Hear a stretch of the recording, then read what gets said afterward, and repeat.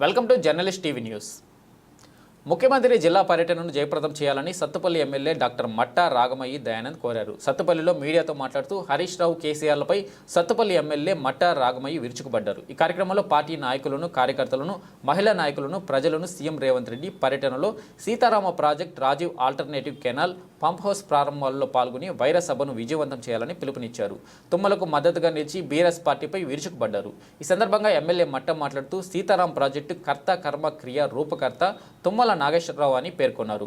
కాంట్రాక్టర్లు పనులు ఆపితే కాంగ్రెస్ ప్రభుత్వం బకాయిలు చెల్లించి సీతారాం ప్రాజెక్టు ప్రతిష్టాత్మకంగా తీసుకుని పూర్తి చేయడంలో తుమ్మల, పొంగులేటి, బట్టి ముఖ్యమంత్రి కృషి ఫలితమే అన్నారు. తుమ్మల నిస్వార్థి, నిరాడంబరుడని పేర్కొన్నారు. చేసిన ఛాలెంజ్ ప్రకారం తుమ్మల ఆగస్టు 15కి సీతారామ ప్రాజెక్టు ద్వారా నీరు అందిస్తున్నారని తెలిపారు. రైతుల తరపున భగీరథుడికి ధన్యవాదాలు తెలియజేస్తూ మానస పుత్రిక అని చెప్పుకొని కేసీఆర్ కాళేశ్వరం నిర్మించిన ప్రాజెక్టును చూసి ప్రజలు నవ్వుకుంటున్నారన్నారు. మిషన్ భగీరథతో వేల కోట్లు దుర్వినియోగం చేసి ఆకుపచ్చ పురుగులు ఉన్న నీరందించారని ఆరోపించారు. మిషన్ కాకతీయతో మట్టిని అమ్ముకొని కాంట్రాక్టర్ల జేబులు నింపారని విమర్శించారు.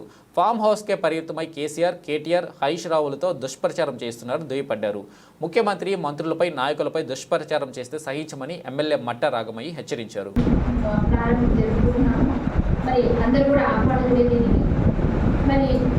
మన మాజీ ఎమ్మెల్యే గారి విషయానికి వస్తే ఆయన నిజంగా పెద్దలు చెప్పినట్టు మనీ భ్రమించే అవాస్తవాలన్నీ మాట్లాడుతున్నారు.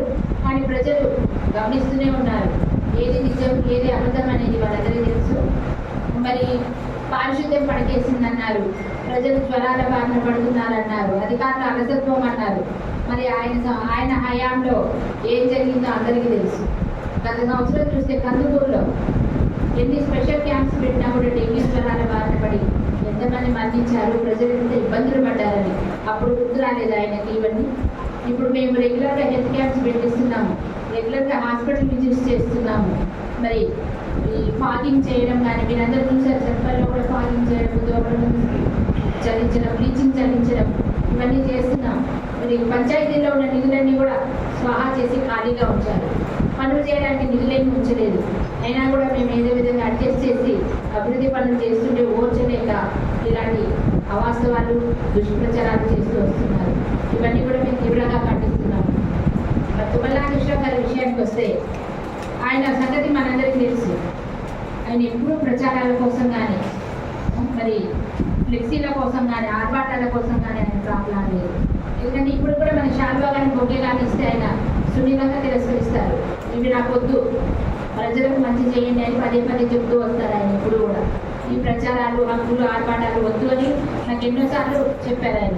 అలాంటి మంచి వ్యక్తిని పట్టుకొని మీరు ఈరోజు గోదావరి జలాన్ని ఇంటికి చదువుకున్నారు, మేము చేసిన పనులకు మీరు రిపోర్ట్ ప్రకటన చేస్తారు, మీరు స్విచ్ ఆన్ చేస్తారు, ఇలా మాట్లాడడం తెలుసు. మరి మన కాంగ్రెస్ పార్టీ చేస్తున్న అభివృద్ధిని తట్టుకోలేక మాజీ మంత్రి హరీష్ రావు గారు కానీ, మాజీ ఎమ్మెల్యేలు ఇంకా కొంతమంది పెద్దలు కలిసి నిన్న విలేకరుల సమావేశం పెట్టి దుష్ప్రచారాలు, అవాస్తవాలు మాట్లాడారు. దీన్ని నేను తీవ్రంగా ఖండిస్తున్నాను. ఎందుకంటే ఎవరు చెప్పినా చెప్పకపోయినా ప్రజలందరికీ తెలుసు, మీ అందరికీ తెలుసు. తుమ్మల నాగేశ్వరరావు గారు ఖమ్మం జిల్లాని ఎంత అభివృద్ధి పదంలో నడిపారు అనేది.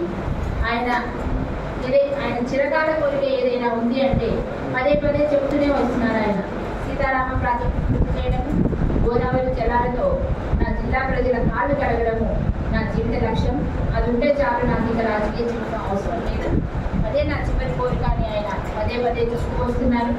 అదేవిధంగా ఆయన ఎన్నికైన మొదటి రోజు నుంచి కూడా రైతాంగానికి నీరు అందించగలము అనే ప్రణాళికలు రచించి, అలాగే కాంట్రాక్టర్లు మరి గత ప్రభుత్వం ఘనంగా చెప్పుకుంటున్నారు, మేము పూర్తి చేసాము 90% పనులని. ఎక్కడ చేశారు? వాళ్ళు పట్టుమని 30% పనులు కూడా పూర్తి చేయలేదు. దానికోసం 8,000 కోట్ల రూపాయలు ఖర్చు పెట్టారు. మరి ఆ డబ్బులన్నీ ఏమైపోయినాయని నేను అడుగుతున్నాను. ఎందుకంటే కాంట్రాక్టర్ని పిలిపిస్తే వాళ్ళు కూడా ఫిక్స్ పెండింగ్ ఉన్నాయని మేము పనులు మానేసాము, మేము చేయలేము అన్నారు.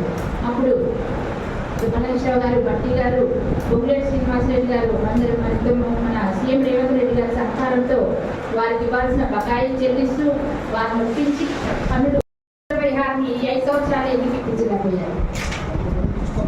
కొంతమందికి ఇచ్చి కొంతమందికి ఆపారు. మరి దాన్ని వెంటబడి మరి నేను పదే పదే విజ్ఞప్తి చేశాను. అలాగే మన తుమ్మలాశ్రావు గారు కూడా పదే పదే గుర్తు చేసి మరి బట్టి గారితో 12 కోట్ల రూపాయలని వాటికి రైతాంగానికి విడుదల చేయడం జరిగింది. ఆయనే ప్లాన్ చేశారు ఆల్టర్నేట్ కెనాల్ అవ్వాలి అనేది. ఆయన 8 కిలోమీటర్ల మేర ఆల్టర్నేట్ కెనాల్ అవ్వడం ద్వారా ఓన్లీ 70 కోట్ల రూపాయలు ఖర్చు పెట్టి ఇప్పుడు ఆల్టర్నేట్ కెనాల్ 8 కిలోమీటర్లు తవ్వి రేపు ఏ విధంగా అయితే తుమ్మలక్ష్మి గారు ఛాలెంజ్ చేశారు ఆగస్టు సెప్టెంబర్ కంతా నేను మరి వైరాకి అనుసంధానం చేస్తానని నాగార్జున సాగర్కి అని అదే ఛాలెంజ్ నిరూపించుకున్నారు. అందుకని మన రైతు కాళేశ్వరం నా మానసపూరితాన్ని నేను అక్కడ గుర్తు చేసుకొని కూర్చొని నేనే పర్యవేక్షిస్తానని గణేష్ పైగా ఇంజనీర్ అయినట్టు 7,000 పుస్తకాలు చదివిన కేసీఆర్ గారు మరి మొదలుపెట్టిన కాళేశ్వరం ప్రాజెక్టు, పూర్తి చేసిన కాళేశ్వరం ప్రాజెక్టు ఏ గదిలో ఉందో ఇప్పుడు ప్రజలందరికీ తెలుసు, రాష్ట్ర ప్రజలందరూ నవ్వుకుంటున్నారు. మరి అలాంటి వాళ్ళు ఇప్పుడు మన ప్రాజెక్టుల గురించి మాట్లాడుతున్నారు, రైతన్నల గురించి మాట్లాడుతున్నారు. కానీ అంతేకాకుండా అవినీతి సొమ్మంతా ఏమైందనే ప్రశ్న ఫామ్ హౌస్లో నుంచి ఎప్పుడు బయటికి రాని కేసీఆర్ గారు ఇప్పుడు అలాగే హరీష్ రావు గారి సహకారంతో, కేటీఆర్ గారి సహకారంతో దుష్ప్రచారం చేస్తూ వస్తున్నారు. మిషన్ కాకతీయలో, మిషన్ భగీరథలో ఎంత అవినీతి జరిగిందో మనందరూ తెలుసు. ఏ ఊరిని చూసినా కూడా మిషన్ భగీరథ నీళ్లు అనేవి సక్రమంగా వస్తున్నాయా? ఎక్కడ రావట్లా. ఎక్కడైనా వచ్చినా కూడా అభివృద్ధిలో అనారోగ్యకరంగా తల్లాడ మండలంలో అయితే నీళ్ళు ఆకుపచ్చ కలర్లో వస్తున్నాయి, పురుగులు కూడా వస్తున్నాయి. అలాంటి నీళ్ళని ఆ మిషన్ భగీరథతోటి వాళ్ళు 1,000 కోట్ల రూపాయలు దుర్వినియోగం చేయడం జరిగింది. అలాగే మిషన్ కాకతీయ కూడా మట్టిని రైతులు కానీ గృహస్థులు కానీ వాళ్ళ చిన్న అవసరాల కోసం తోలుకుంటే వాళ్ళ మీద కేసులు పెట్టారు. ఆ మట్టిని అక్రమంగా అమ్ముకొని కాంట్రాక్టర్ల జేబులు నింపారు కమిషన్ల కోసం కట్టుబడి.